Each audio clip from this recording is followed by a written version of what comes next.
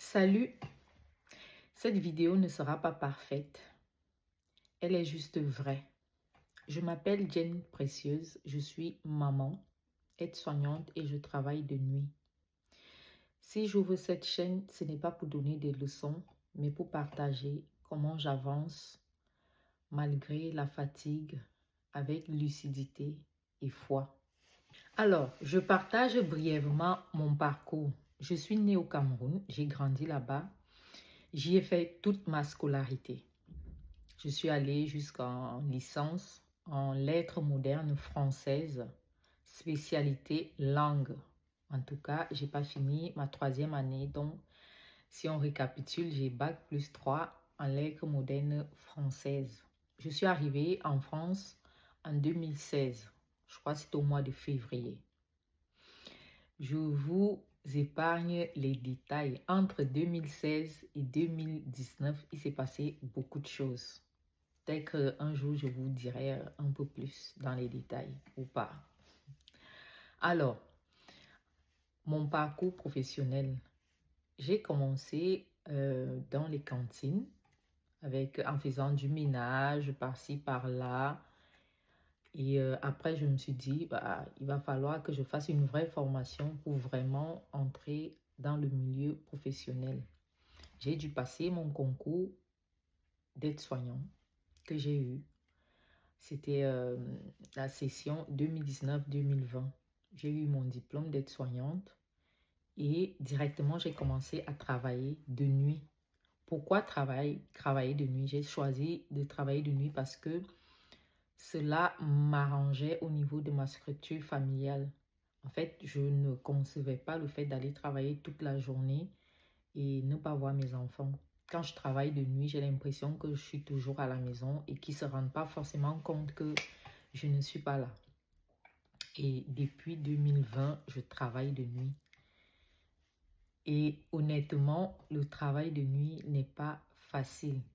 En tout cas, le travail d'aide-soignant de façon générale n'est pas évident. Il est prenant physiquement, psychologiquement, mentalement, à tous les niveaux. Ça reste un métier assez prenant. Alors, malgré toute cette fatigue-là, je m'adonne au quotidien pour être bien avec mes patients, avec les personnes que j'accompagne au quotidien. Comment je fais la découverte du développement personnel? Il y a de cela 1 an, une sœur à moi m'appelle et me propose un nouveau business qui me permet de gagner de l'argent sans me fatiguer. Tout de suite, je dis oui. Parce que j'ai besoin d'argent, j'ai besoin de compléter mes fins de mois et j'ai vu une belle opportunité. Je me lance. C'est en me lançant que je découvre que c'est un milieu assez vaste et c'est à l'intérieur que je fais la découverte du développement personnel. Étant donné que j'ai étudié les lettres, on s'attend à ce que je sois une pro de la lecture. Mais non, durant toutes ces années, j'ai abandonné la lecture. Je ne lisais pas. Je me suis cachée derrière le fait que je n'avais pas assez de temps entre mon travail, ma vie de famille. Je ne trouvais pas forcément le temps pour lire. Alors, quand je me suis lancée dans ma nouvelle activité et que j'ai découvert le développement personnel, j'ai repris goût à lire.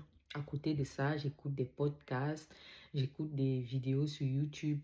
Et en écoutant tout ça, ça a réveillé beaucoup de choses en moi, notamment mes rêves, ce pourquoi je suis sur Terre. Parce que j'aime beaucoup mon travail, mon métier d'aide-soignant, être au plus près des patients, les accompagner avec bienveillance. J'aime beaucoup. Mais à côté de ça, j'ai mes rêves aussi que j'aimerais réaliser. Et je me fatigue. Présentement, j'arrive plus vraiment à écrire sans trembler. La main est tremble, donc j'ai des difficultés à écrire. Alors, je me suis dit, en tout cas, dans mon domaine, même si je gagne assez bien ma vie, il va falloir penser au futur. Penser au futur sous-entend que je puisse avoir d'autres sources de revenus. Alors, le développement personnel m'a aidé à affiner ma vision. Aujourd'hui, je sais exactement ce que j'attends de la vie.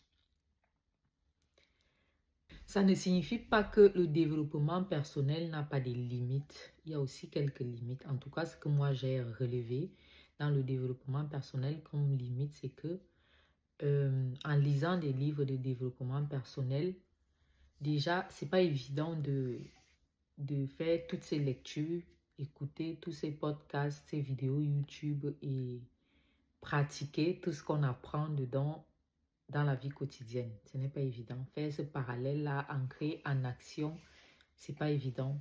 Il faut vraiment avoir de la volonté au quotidien pour pouvoir mettre en pratique tout ce qu'on apprend. Et c'est ce que j'essaye de faire.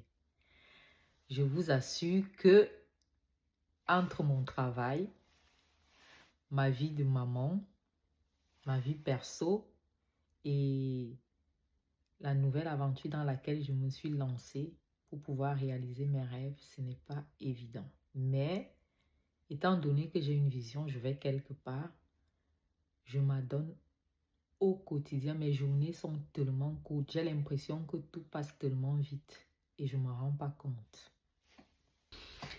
En récapitulant, j'ai un bon travail qui me permet de gagner assez bien ma vie. À côté, j'ai mon business qui me permet d'arrondir mes fins de mois. Mais pourquoi ce besoin de profondeur? En tout cas, j'ai eu l'impression pendant un moment d'avoir fait le tour dans mon travail. Et j'avais l'impression de faire la même chose, de ne pas forcément retrouver tous les jours cette lumière que j'avais au début quand je me suis lancée dans mon domaine. En fait, je me suis rendu compte que j'avais besoin de plus. J'avais besoin d'autres choses dans ma vie. J'avais besoin de plus de reconnaissance. J'avais besoin d'une vision beaucoup plus claire. J'avais besoin de me retrouver encore plus dans ce que je fais. J'avais besoin de plus en fait. Ma foi en Dieu, c'est mon carburant. Quand je me réveille tous les matins, en tout cas quand je dors chez moi, la première chose que je fais, c'est prier. Si je ne prie pas le matin, ma journée ne sera pas bonne. Tout part de là, c'est ma base. C'est tout pour moi. Quand je confie ma journée à Dieu, je sais que peu importe les événements, il a le contrôle. Et ça me permet de m'apaiser. Ça me permet d'avoir un certain équilibre dans mon quotidien. Et ça me fait du bien. Voilà. Mon objectif, c'est de partager mon ressenti concernant plusieurs thèmes que j'aborderai durant les semaines à venir, sans pression aucune. Il n'y aura pas de faux semblants, ce sera juste mon ressenti, juste ma vision de la réussite, sans toutefois utiliser les discours de culpabilité ou alors une pression quelconque de réussite. Non, ce sera juste moi, mon ressenti avec mes mots, avec mon vécu, avec mes expériences sur la vie. Et voilà. Ici, je parlerai de discipline intérieure, de foi, de mon vécu au quotidien, des choix conscients que je fais pour pouvoir avancer. Mon but n'est pas d'impressionner qui que ce soit. Retenez-le bien, c'est juste pour avancer. Et j'ai choisi de partager tout ça avec vous parce que j'ai ce besoin de transmettre, en tout cas, à ma petite échelle, ce que je sais de la vie, ce que j'apprends au quotidien. Et si ce que je partage te parle, abonne-toi, like et partage. Dans les semaines à venir, je publierai des vidéos complètement différentes de celle-ci.